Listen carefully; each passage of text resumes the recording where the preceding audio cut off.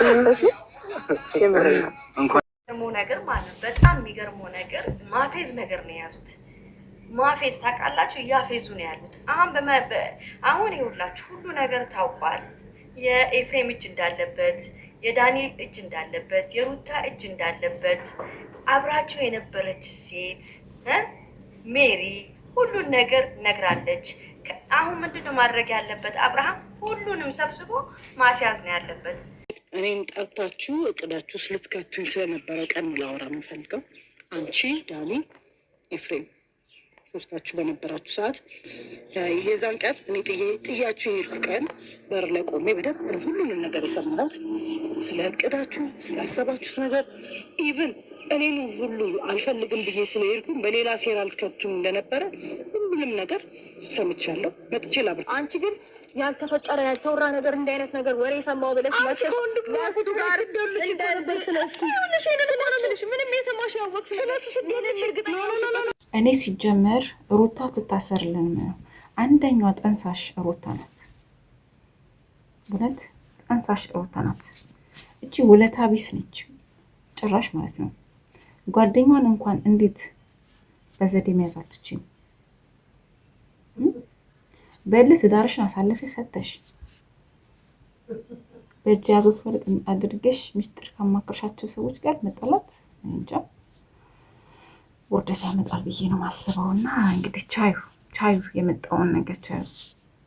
እውነት ፍትህ ለሄርሜላ፣ ፍትህ ለእህታችን ሄርሜላ ያላችሁ ሳምንት ድረስ ሞልቷታል እች ልጅ። እውነት ከባድ ነው። እና እኔ የሚመስለኝ ራሱ አብርሽን ወጥመድ ላለማስገባት እንደሆነ በምን እንወቅ። ሜሪ እውነትሽን ከሆነ ፈጣሪ ይባርክሽ ነው ብለው አንቺም አብረሽ ሴራ እየፈጠርሽ የጠነሰስሽ ከሆነ ግን በእውነት በጣም የሚያሳዝነው። ይሄ ልጅ ተጨንቆ ነው ያለው። የሚወዳት የሚያፈቅራት ነች የጠፋችው። እሱም ብቻ ሳይሆን እንደ ሰውኛ በጣም ታሳዝናለች። ምን ባጠፋች? ምን ባደረገች? ይሄ በጣም ከባድ እኮ ነው። እንዳይደረግም ሲጀመር በጣም የሚያሳዝን ነገር ነው። እና ሩታ ልትጠየቅ ይገባል በህግ። የምንም የልጅህ እናት ብትሆንም ልትጠየቅ ይገባል። ምክንያቱም ሰው ማገት ቀላል አይደለም። በኢትዮጵያ ኢሰብአዊነት እየረገጡ እዚህ ጋር ወጥቶ መመጻደቅ ጥሩ ነው ብዬ አላስብም። ስለዚህ ሩታ በህግ ትጠየቅ፣ በህግ ትጠየቅ። ምክንያቱም እች ልጅ ጠፍታ ነው ያለችው። ሳምንታት ተቆጥሯል። እስካሁን ምን እየሰራችሁ ነው? እንትና ወደዚህ ሄደ፣ እንትና ወደዚህ መጣ በማለት የልጇን ህይወት አደጋ ላይ ጥላችኋል። ስለዚህ ህግ ሊጠይቃችሁ ይገባል ሁላችሁንም። ለሱ ጋር ስለሱ ምንም የሰማሽ ያወቅሽ ስለሱ ስለነች እርግጠኛ እንግዲህ ሜሪ ያልሰማሽውን ነገር እየቀጠሻ ታውሪ ብላታለች። እንግዲህ ማመን አልቻለችም። ያው አሁን ያወራችው ነገር እውነት አይደለም በማለት ራሷን ለመከላከል እየሞከረች ትገኛለች። አሁንም ቢሆን እኔ ማወቅ የምፈልገው ይህን ነው ስል እንግዲህ ያንን ነገር እያስታወቀች ነው ሜሪ። እንግዲህ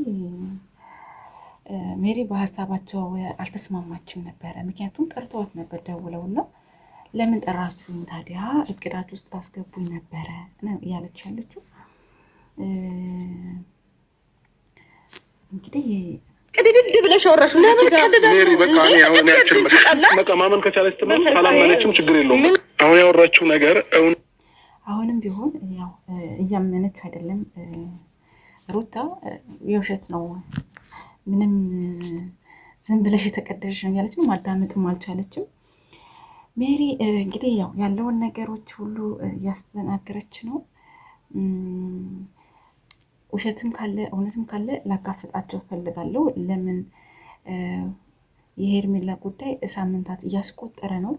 አሁን ደግሞ ሳምንት ሊሞላው ነው። ካለችበት እንትን ማለት ካለችበት ቦታ ላይ ያው ለማወቅ እየታገሉ ይመስላሉ። ግን እንዴት ሰው ራሱ ደብቆ ካለችበት ቦታ ለማወቅ መታገል አመጣው? ስለዚህ አሁንም ቢሆን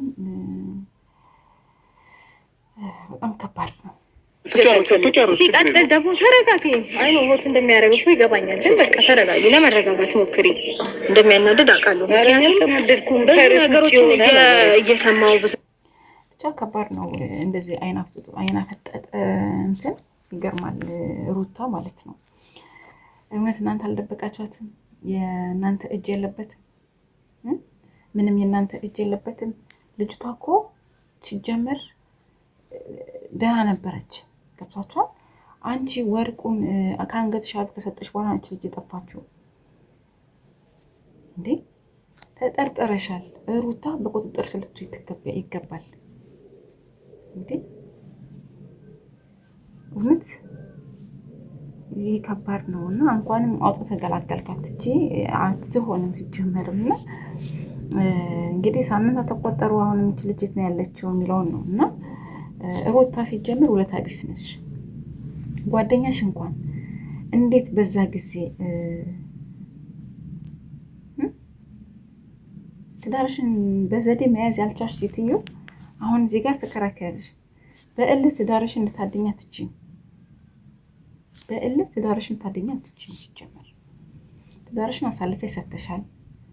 በእጅ ያዙት ወርቅ እንደ መዳብ ይቆጠራል የሚባል ነገር አለ እና